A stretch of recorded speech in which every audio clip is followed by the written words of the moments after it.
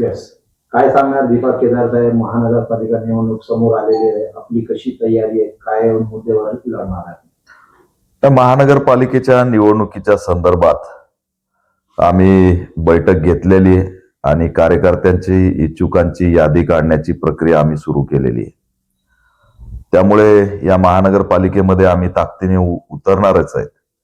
परंतु चिंतेची बाब अशी की ही प्रभाग पद्धत लढणाऱ्या कार्यकर्त्यांसाठी धोकादायक आहे आणि काही षडयंत्राच्या माध्यमातून प्रस्थापितांसाठीची ही प्रभाग पद्धती राबवली गेली आहे आणि हे गंभीर आहे. याच्यावरती कुणी बोलत नाही.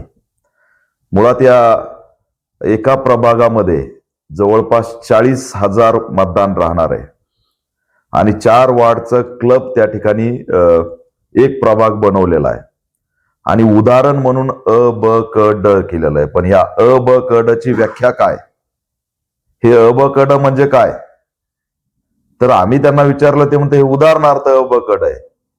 म्हणजे तो उदाहरणार्थ कुठला नगरसेवक असणार आहे? त्याच्या प्रभागामधला ड मधला कोणत्या भागाचा तो नगरसेवक असणार आहे, क मधला कोणता असणार आहे, ब मधला कोणता असणार आहे, अ मधला कोणता असणार आहे, हा प्रश्न या ठिकाणी निर्माण झालेला आहे. पण जर याच्याकडे पॅनल नसेल, रात्रंदिवस समाजासाठी लढणारा एखादा कार्यकर्ता असेल, त्याच्याकडे तीच प्रॉपर्टी असेल, माझं काम, त्यांनी निवडणूक लढायची नाही का? म्हणजे भांडवलदार आणि प्रस्थापितांनी पक्षांचं चिन्ह असणाऱ्यांनीच ही निवडणूक लढवायची का? हा असणारा प्रश्न महानगरपालिकेच्या निवडणुकीत निर्माण झालेला आहे. त्याच्यामुळं आमच्यासारख्या छोट्या मोठ्या लढणाऱ्या संघटना असतील, पक्ष असतील, लढाऊ कार्यकर्ते असतील, यांच्यासाठी ही निवडणूक घातक आहे आणि लढणारे कार्यकर्ते हे नगरसेवक होऊ नयेत अशा पद्धतीचं एकंदरीत प्रस्थापितांचं हे षडयंत्र आहे.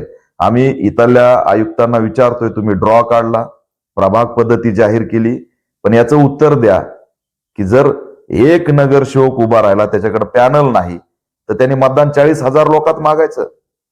तो त्याच्या विभागापुरतं 10,000 लोकांचं नेतृत्व करतोय अनेक वर्षांपासून, की कधीतरी ही निवडणूक लागेल आणि मी माझ्या वार्डातून नगरसेवक होईल.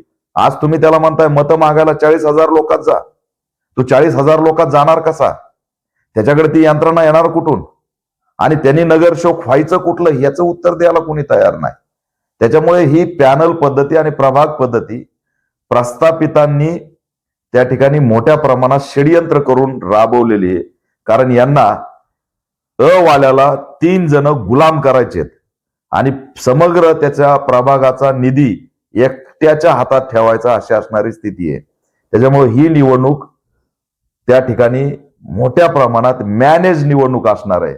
आम्ही म्हणतोय निवडणुकीचा इव्हेंटच कशाला करताय, थेट निकालच जाहीर करा. ईव्हीएमच्या माध्यमातून आयोग म्हणतोय की आता व्हीव्हीपॅट मिळणार नाही, कारण प्रभाग पद्धतीमध्ये एकदा 4 वोटिंग होणार आहे. म्हणजे त्यांनी मतदान कुणाला केलं हे सुद्धा त्याला पावती मिळणार नाही, चिठ्ठी सुद्धा दिसणार नाही स्क्रीनवर. मग ह्या पद्धतीने जर निवडणुका होत असतील तर ह्या धोकादायक निवडणुका आहेत. तरी सुद्धा याच्यात आम्ही त्या ठिकाणी पुन्हा एकदा मागणी करतोय की व्हीव्हीपॅटचं काय, त्याचं उत्तर द्या. नागपूरच्या हायकोर्टाने त्या ठिकाणी परवा दिवशी सांगितलंय की जर व्हीव्हीपॅट नसेल तर बॅलेट पेपरवरती निवडणुका घेतल्या पाहिजेत. मग त्या बॅलेट पेपरवर राबवणार आहेत की नाही, याचं उत्तर सुद्धा या ठिकाणी दिलं पाहिजे.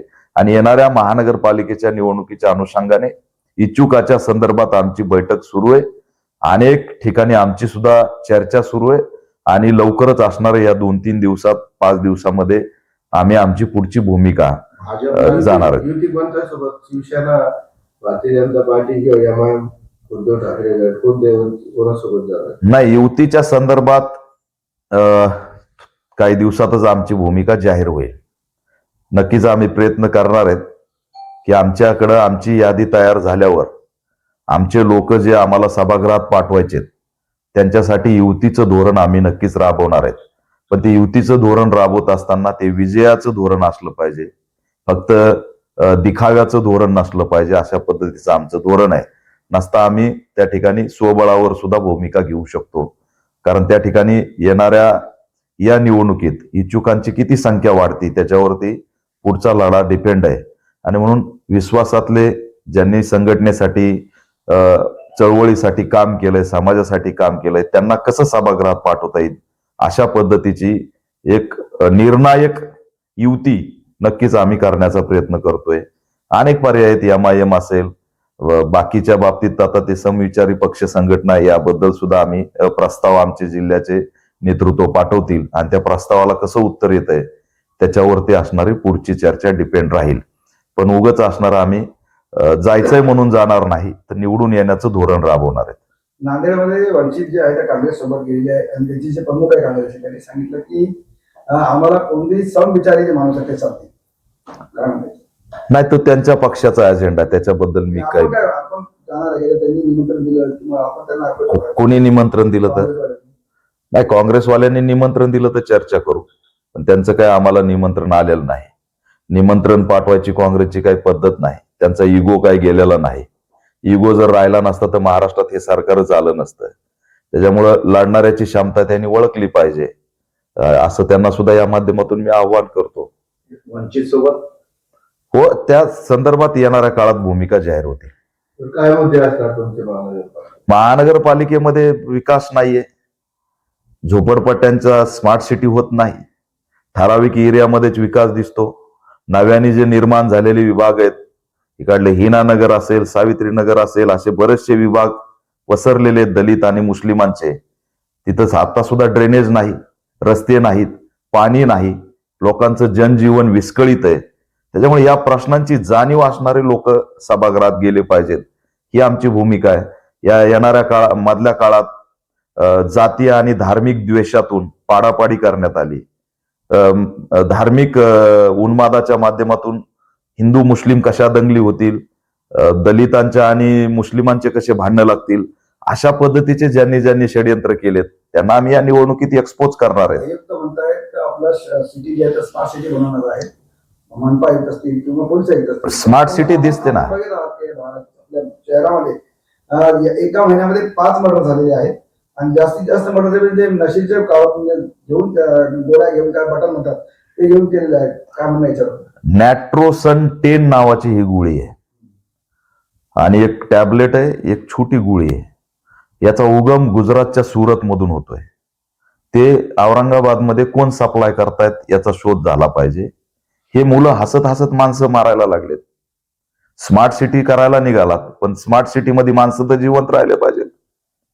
त्याच्यात माणसं जर मारायच लागले असतील आणि आम्ही आरोपी धरल्यानंतर बघतोय तर तो हसतोय, आम्ही पोलिसांना विचारला बाबा ह्यो हसत का होता, तर पोलीस सांगतायत की ते बटन काहीतरी खाल्लं त्याने. आज चालता चालता खिशामध्ये 4-4, 5-5 बटन आहेत. हे बटन म्हणजे काय आहेत याचा शोध कोणी घेणार? येतंय कुठून, याला रोखणार आहेत की नाही? सचिन वाजेच्या गाडीमध्ये काही कांड्या सापडल्या, त्या नागपूरला तयार होतात, कुणाच्या फॅक्टरीत तयार होतात त्याची बातमी आली. देशाचे पंतप्रधान ज्या गुजरात मधून येतात तिथून ही नॅट्रोसन 10 उत्पादित होती आणि त्याच्यावर कंट्रोल नाही. एवढी सेन्सिटिव्ह जी काही बटन आहे ती गोळी, ती अशा पद्धतीने तिचा मर्डर करण्यासाठी वापर होतोय. अनेक गोष्टी पुढे येतात की जर मर्डर करायचं असेल, कुणाला काही विजा पोहोचायची असेल तर आधी ती गोळी खाण्याची एक प्रथा सुरू झाली, म्हणजे त्याला काहीच कळत नाही. स्मार्ट सिटीचं खोटं स्वप्न दाखवणं बंद करा. झोपडपट्टीमध्ये साधे हॅलोजन नाही आहेत. तिथलं झोपडपट्टीतल्या आमच्या समाज बांधवाचं जीवन जनावरासारखं आहे. झोपडपट्टी स्मार्ट व्हावी असं यांना का वाटत नाही? तिथं बटन आहेत, तिथं दारू आहे, तिथं गांजा आहे, तिथं नशा आहे, तिथं बेरोजगारी आहे. आमचे लोक आहेत म्हणून तुम्ही नाकारणार आणि आम्हाला N1 ला स्मार्ट सिटी दिसणार. 6 महिन्याला चकाचक रस्ते, त्या ठिकाणचे सगळे असणारे हॅलोजन, सगळ्या सुविधा स्मार्ट सिटी मध्ये ठरलेली एरिया आहेत. काय झोपडपट्टीचं काय करणार ते सांगा. नशामुक्त औरंगाबाद करणार आहेत का नाही ते सांगा. हे होणारे मर्डर आहेत ते थांबणार आहेत की नाही सांगा. आणि पुन्हा मर्डर झाला की पाडापाडी सुरू करायची, मर्डर झाला की मग त्यातून धार्मिक दुश्मनी काढायची. हे नाटकं बंद करा. कुणाच्या इशाऱ्यावर करताय? पोलीसच्या वशात नाही का मग शहरात? कुठे आहे पोलीस? कमिशनर काहीतरी लग्नाला गेलेत. आज 4 दिवसात किती मर्डर झालेत? ह्याच्यावर काय बैठक घेणार आहे की नाही? गृह विभाग याच्यावर काही भूमिका घेणार आहे की नाही? मुख्यमंत्री, राज्याचे गृहमंत्री निवेदन सादर करणार आहेत की नाही? पोलिसांचा धाक असता तर खिशात बटणं घेऊन लोक फिरत फिरत मर्डर करत फिरले नसते. पोलिसांनी ठरवलं तर हे बटणं सुद्धा गायब होतील, सगळंच गायब होतील. पण ह्यांना कोण बळ देत आहे? याचा सगळ्यात सखोल चौकशी झाली पाहिजे. हे शेअर सेन्सिटिव्ह आहे, एमआयडीसी मोठ्या प्रमाणात आहे आणि असं होत राहिलं तर एमआयडीसी सुद्धा गायब होईल. हे चांगला रेशिओ नाहीये आणि याच्यावर मात्र कोणी बोलत नाही. सर पोलिसांनी ठरवलं तर म्हणजे काय नेमकं? पोलिसांनी ठरवलं तर ह्याचे सप्लायर डिस्ट्रीब्युटर कोण आहेत ते एका मिनिटात काढू शकतात, का नाहीत काढू शकत? गांजा ऐकणारे, नशा त्या ठिकाणी पुरवणारे लोक का नाहीत काढू शकत पोलीस? म्हणजे पोलीसची मिली बघत असतात. काय ते शोध लागला पाहिजे त्याचा, याची माहिती गृह विभागाने घेतली पाहिजे. मिली भगत शिवाय होतंय का हे?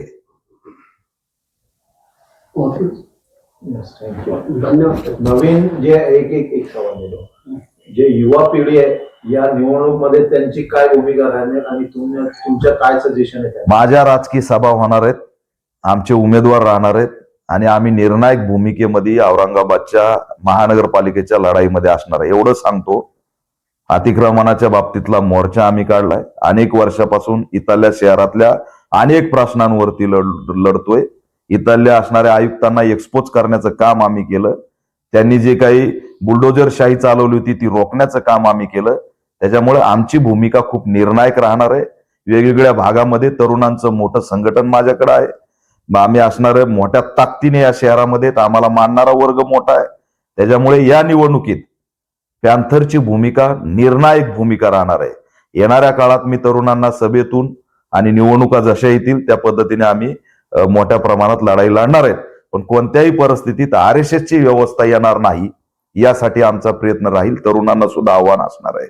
याच्यात 2 गेम आहेत की RSSची सत्ता आणण्यासाठी सपोर्ट करायचा, ही एक लोक येतं त्यांना सुद्धा आम्ही एक्सपोज करणार आणि RSSची सत्ता येणारच नाही यासाठी सुद्धा आम्ही भूमिका घेणार.